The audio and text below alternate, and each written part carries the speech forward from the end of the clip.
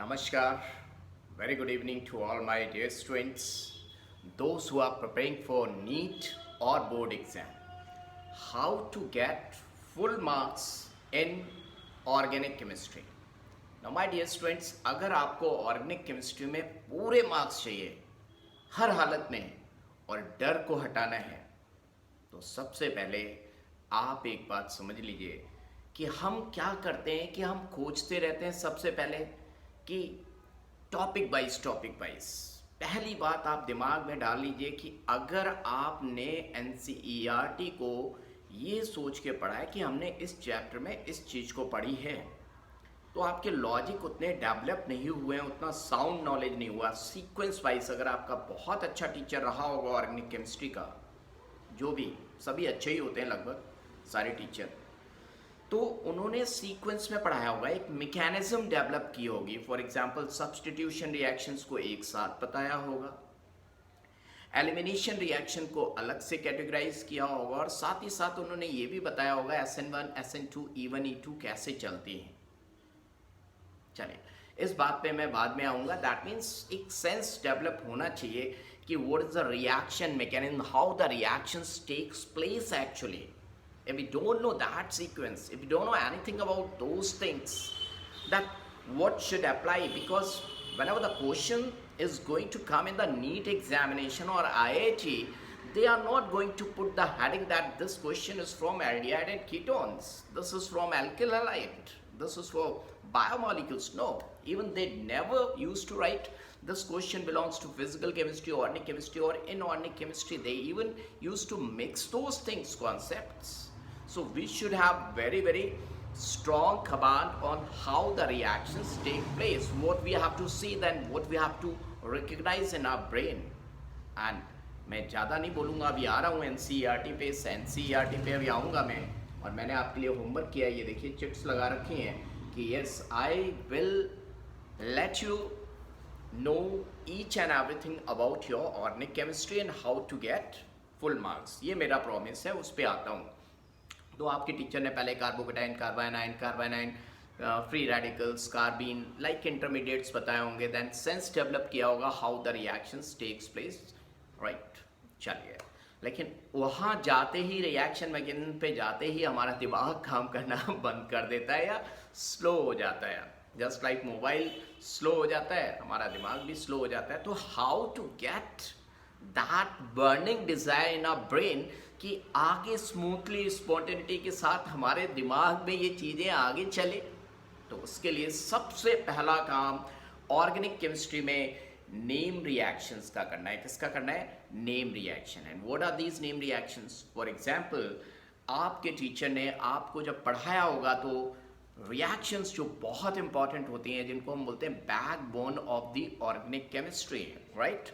तो देखिए, ये रहा old NCERT. Right now I am having old NCERT in my hand. आपके पास न्यू एनसीईआरटी होगी। क्लास 12th की एनसीईआरटी में न्यू एंड ओल्ड में 8 to 9 पेजेस का डिफरेंस है। तो मेरे पास old NCERT, I will let you know the pages even, right, कहाँ पे कौन सी रिएक्शंस दी हुई हैं। और आपके पास न्यू एनसीईआरटी, तो आप उसमें 8 जोड़ लीजिएगा, राइट। और जबकि 11th की एनसीईआरटी में डिफरेंस नहीं है पेजेस में, 12th में है, राइट।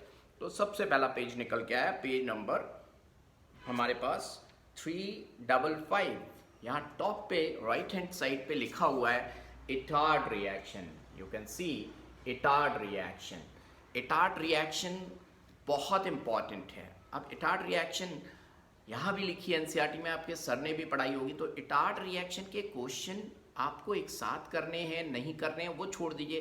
पहले इटार्ड रिएक्शन आपके ब्रेन में फीड हो जानी चाहिए, because this is the most important reaction. अगर आपको रिएक्टेंट, आपको रिएजेंट, आपको प्रोडक्ट याद है, for example toluene on reaction with chromyl chloride with the formation of an intermediate gives what? Benzaldehyde. तो product is benzaldehyde, reactant was toluene and chromyl chloride, and the catalyst के साथ hydrolysis होके then you got benzaldehyde. इतना आपको जिंदगी भर के लिए याद रखना है। जिंदगी भर मतलब पेपर, नीट तक याद है तो जिंदगी लाइफ लॉन्ग याद रहेगा। तो ये बात आपके ब्रेन में फीड हो जानी चाहिए। उसके बाद आपने कुछ सोचना है। उसी के नीचे गटरमैन कोर्स दिया हुआ है, गटरमैन एल्डिहाइड सिंथेसिस दी हुई है। नेक्स्ट पेज है Tollens phalanx test. Now see my dear student, the page number is 361. देखिए आपके लिए मेहनत की हुई है मैंने, 361 old NCERT. And now you can see very clearly my dear students, ये देखिए लिखे हुए Tollens phalanx Benedict's. Can you see? ये लिखे हुए हैं, ये देखिए Tollens, ये नीचे लिखे हुए Tollens phalanx Benedict's test. अगर मैं पढ़ाता हूँ तो Tollens, यहाँ देखिए Tollens test 4-5 लाइनों का इतना सा दिया हुआ है, 5 लाइन्स का. मैं जब पढ़ाता हूँ तो इसको 1.5 घंटे तक पढ़ाता हूँ. Number of things, glucose, fructose, saccharide, reducing sugars, this and that, hemiacetal, number of things, acetylene, terminal alkynes with triple bond, number of things I used to let them. Okay, यहाँ पे सिर्फ एक line लिखी है. अब मैं कहना क्या चाहता हूँ माय डियर स्टूडेंट्स, मेरे कहने का मतलब ये है कि अच्छा टीचर आपको सारी बातें बताता है, क्योंकि सिर्फ एनसीईआरटी से ही नहीं आता. तो क्या एनसीईआरटी नहीं पढ़नी चाहिए सर हमें? एनसीईआरटी से पहले आपके सर ने अगर आपको Tollens test, Fehling's test, Benedict's test बताया है तो सबसे पहले उसको पढ़िए, क्योंकि गुरु कई सालों से पढ़ा रहा है और अच्छा गुरु एक एक बात लिखाता है, आउट ऑफ सिलेबस नहीं जाता है. He never used to go out of syllabus, but वो कम भी नहीं पढ़ाता कि उसकी गलती के कारण कहीं आपकी रैंक ना रुक जाए. तो he will give you each and everything what ever is required for your selection that may come in the examination. लेकिन अब उसको पढ़ने के बाद, टॉलेंस टेस्ट, फैलिंग्स टेस्ट पढ़ने के बाद आप एनसीईआरटी जरूर पढ़िए. सर क्यों पढ़ें जब सर ने हमें अच्छा पढ़ाया?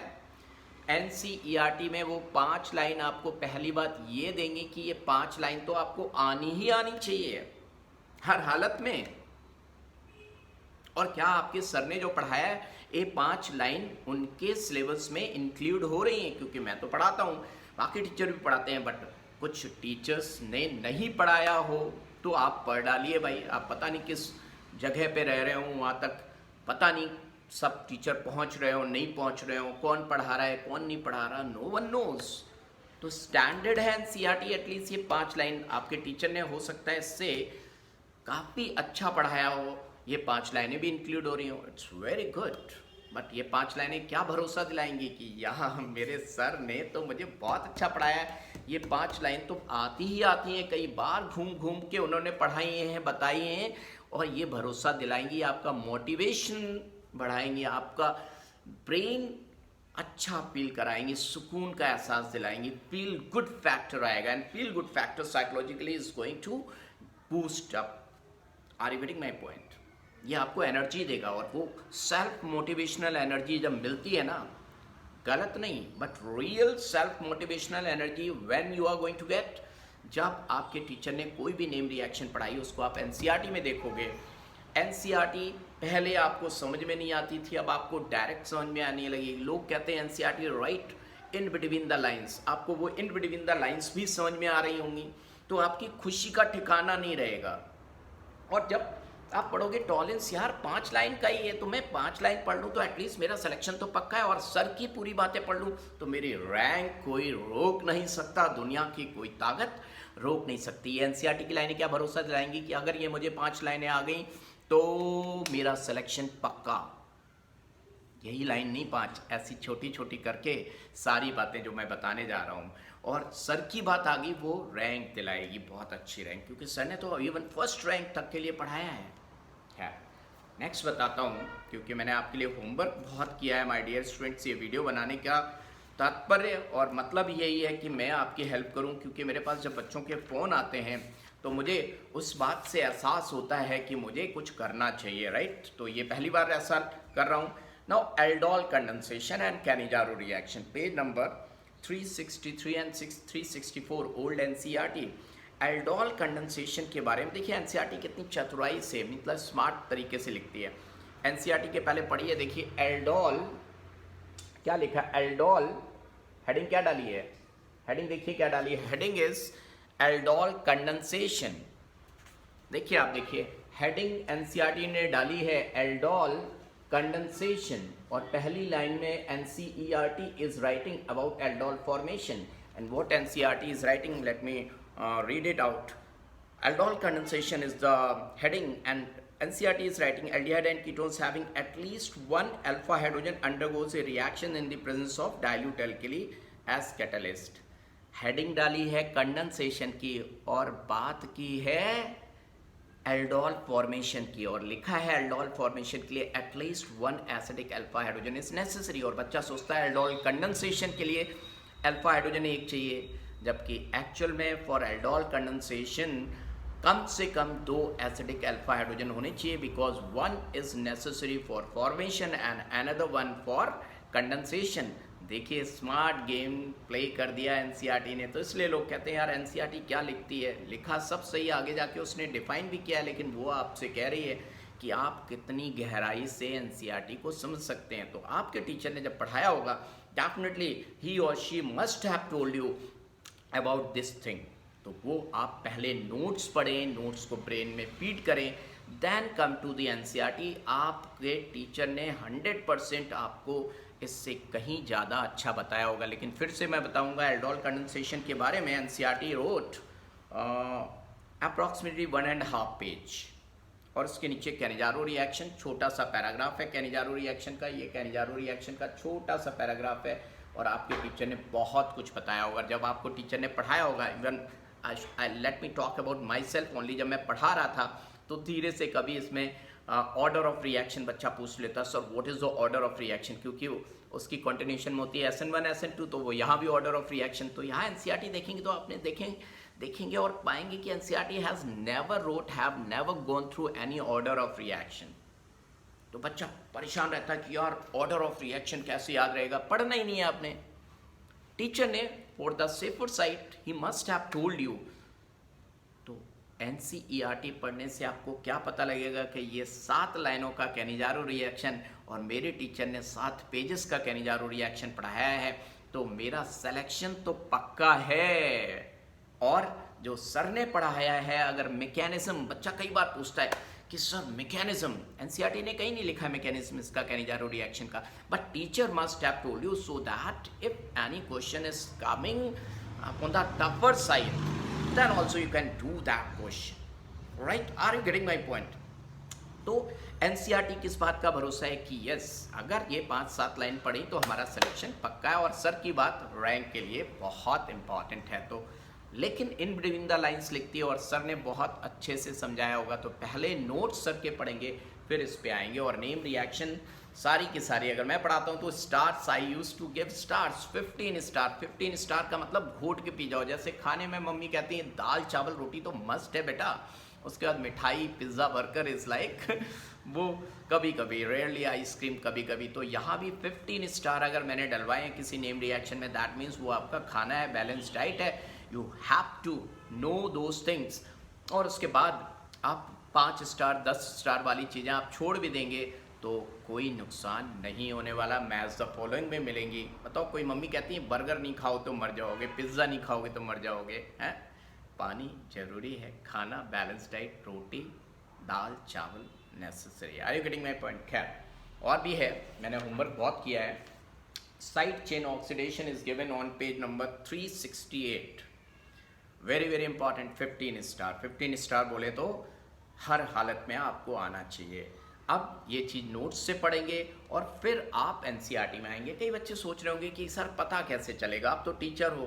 तो भैया सीधा फंडा है, टीचर के नोट्स को एकदम 15 स्टार नेम रिएक्शन अगर दी है टीचर ने, पढ़ाई है, इंपॉर्टेंट रिएक्शन लिखाई है, उनको एकदम घोट के पी जाओ, दिमाग में फीड कर लो। जैसे सॉल्यूट पानी में जाके सॉल्यूशन बनाता है, वैसे ही नेम रिएक्शन दिमाग में जाके घुल जानी चाहिए, लॉन्ग लास्टिंग, भूलो नहीं, तब तो आओ एनसीईआरटी पे। नहीं तो कई बच्चे क्या करते हैं, एनसीईआरटी खोल के बैठ गए, अब नोट्स पन्ने पलट रहे हैं। फ्रैंकली स्पीकिंग, अगर आपको कह दिया जाए कि you can take any book in the examination and start giving the paper of NEET, और आपने पढ़ा नहीं हो, तो frankly speaking my dear students, आप किताब में से उतने वक्त में खोज नहीं पाओगे आंसर। कई बार सोचते हैं ना हमें बुक मिल जाए तो आप अच्छा कर लोगे क्योंकि आपने पढ़ाई की है, और जिसने पढ़ा नहीं उसको बुक भी मिल जाएगी, ही और she can't do anything because पन्ने पलटते रहोगे और बिल्कुल इरिटेट हो जाओगे, कुछ नहीं कर पाओगे। तो ऐसा ही होता है पढ़ते समय। अगर आप एनसीईआरटी लेके बैठे हैं और टीचर की बताई हुई दिमाग अगर दिमाग में फीड नहीं है बताई हुई बात, तो आप पन्ने पलटते रहोगे और इरिटेट हो जाओगे। और जितना अच्छा टीचर ने पढ़ाया होगा उतने ज़्यादा इरिटेट होगे। क्यों? क्योंकि आपने पढ़ाई करते समय तो आपने एक बार रीड कर लिया था, आपने दिमाग में फीड नहीं किया था, तो वो फील ही नहीं आने वाली। ये बिल्कुल वैसा ही है, किसी की मम्मी हल्का खाना खिला रही है, जल्दी डाइजेस्ट हो जाएगा, फिर भूख लगाएगी। और किसी की मम्मी बहुत अच्छा बढ़िया खाना पका के बना रही है, बहुत ही बैलेंस डाइट, आपको बहुत अच्छे से खिला दिया, लेकिन आप डाइजेस्ट ही नहीं कर पा रहे हो, तो आप कहोगे मेरी मम्मी तो यार पता नहीं क्या खिला देती हैं, मेरा तो पेट भारी भारी लग रहा है, तुम्हारी मम्मी ठीक है। तो पता चला कि मम्मी किसकी बेहतर हैं? मम्मी उसकी बेहतर हैं जिन्होंने बैलेंस डाइट खिलाई। आप अपना काम नहीं कर रहे हो, आपको एक्सरसाइज करनी चाहिए, थोड़ी एक्सरसाइज करोगे तो डाइजेस्ट हो जाएगा। मम्मी ने बैलेंस डाइट खिलाई, किसी की मम्मी ने थोड़ी आइसक्रीम खिला दी, थोड़ा पिज्ज़ा दे दिया, वाह मज़ा आ गया। अरे प्लेजर गिविंग नहीं होना चाहिए, होना चाहिए व्हाट इज़ एसेंशियल। ऐसे तो जो लोग अल्कोहल लेते हैं, बियर लेते हैं, सिगरेट स्मोकिंग, बहुत प्लेजर आता है, लेकिन बाद में रिग्रेट फील होता है कि I have not done good. जो लोग सिगरेट का धुआं उड़ाते हैं उन्हें बहुत उस समय बढ़िया लग रहा होता है, लेकिन they are not doing good. Pleasure अलग चीज़ है, रिग्रेट नहीं होना चाहिए। रिग्रेट होगा अगर आप ध्यान से अपना वर्क नहीं करोगे। तो टीचर ने जो पढ़ाया है उसको ध्यान से पढ़ने के साथ साथ दिमाग में फीड करना भी जरूरी है। जब फीड हो जाए वो चीज़, then come to the NCERT, then आप सब अच्छा कर रहे हो, रैंक लाने से कोई रोक नहीं सकता। माय डियर स्टूडेंट्स, और भी है आपके लिए होमवर्क, मैंने बहुत किया है। ये देखिए, Kolbe's electrolysis and Hell Volhard Zelinsky reaction is given on page number 375। बहुत ही इंपॉर्टेंट है, 15 स्टार रिएक्शन। इनको घोट के, घोटा लगा के पी जाइए और हमेशा के लिए याद कर लीजिए। Next is Gabriel Thalamide reaction. Gabriel Thalamide reaction is given on page number 86. very important reaction पढ़ डालिए, नेम रिएक्शन, इससे ही आपका बहुत काम बन जाएगा। Then page number 396 to 398 diazonium chloride की रिएक्शंस हैं। लाइन टू लाइन क्वेश्चन आ जाता है, इसमें रिएक्शंस दिए, मैकेनिज्म की कोई ज़रूरत नहीं है, रिएक्शन का घोटा लगा के पी जाइए। आपके टीचर ने आपको बहुत प्रैक्टिस कराई होगी। तो ऐसे मैंने सारी नेम रिएक्शन का नाम नहीं लिया, पता चला लेता गया तो ऐसे ही टाइम लंबा वीडियो बन जाएगा। नेम रिएक्शन एक बार अच्छे से हो जाए तो सिर्फ नेम रिएक्शन नहीं हो, इनके साथ साथ रिएजेंट्स भी हो गए हैं आपके। क्यों? Reactant, reagent, product. रिएक्टेंट क्या है, उस पर क्या रिएजेंट पड़ेगा, क्या प्रोडक्ट बनेगा, ये अगर आपको आ गया तो सब आ गया। बहुत सारी हैं, बेंजीन सल्फोनिल क्लोराइड,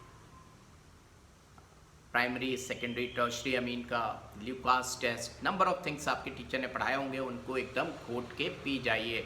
मैकेनिज्म पे अभी मत जाइए जब तक आपको बेसिक फंडामेंटल चीज़ें ना आ जाएं, क्योंकि जब आपको रिएक्टेंट, रिएजेंट, प्रोडक्ट आ गया, रिएक्टेंट ये रिएजेंट पढ़ा तो क्या प्रोडक्ट बना, ये रिएक्टेंट पे ये रिएजेंट पढ़ा तो क्या प्रोडक्ट बना, इस रिएक्टेंट से ये प्रोडक्ट बना तो क्या रिएजेंट पढ़ा, ये रिएजेंट है और ये प्रोडक्ट बना तो रिएक्टेंट क्या होना चाहिए। तीन में घूमता है, ब्रह्मा विष्णु महेश जी ऐसे होते हैं, रिएक्टेंट, रिएजेंट, प्रोडक्ट, दिशाओं, कोई रिएक्टेंट, ये रिएक्टेंट मिसिंग, ये रिएजेंट, ये प्रोडक्ट, ये एक्टेंट आना चाहिए। जब इतने पे कमांड हो जाए तो आपने मैकेनिज्म पे जाना है। आप सोचोगे मैकेनिज्म तो लिखा ही है टीचर ने, आप नहीं लिखाई सर, आप क्या बात कर रहे हो, आप मैकेनिज्म की बात नहीं कर रहे हो। मैकेनिज्म इसलिए लिखाई कि जिस बच्चे का इन चीज़ों पे कमांड हो जाता है तो वो मैकेनिज्म पे जाए, जिससे कि फुल रैंक अच्छी आ जाए। क्यों? क्योंकि टीचर का काम है एक एक बात बताना, मम्मी का काम है आपको बैलेंस डाइट देना। अगर मम्मी ही कुछ खाने को कम दे रही हैं तो आपका वो क्या क्या डिफिशिएंसी डिजीजेस हो जाते हैं, protein, energy, malnutrition and scurvy and blah blah blah, तो होना तय है। क्या आप मेरी बात समझ रहे हैं?